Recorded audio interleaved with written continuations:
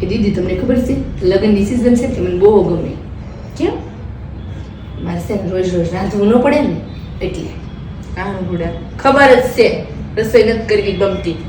તમે ક્યાં વળી કરી ઊંધા વળી આવશો? રોજ હોટલમાં વયા આવશો. તે મારે થોડી રસોઈ કરવાની હોય તો કોણ કરે?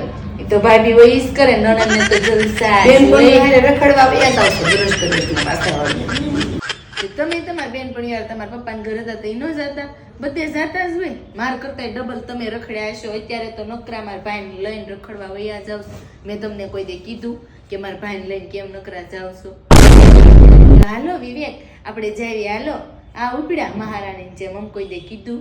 આજ તો તમે મને કીધું ને એટલે મેં કીધું ને. તો બોલવું જ નહીં. થોડી ગાય છે આપણે કેવા ગાય સેવા તો એ બધી અમને ખબર છે.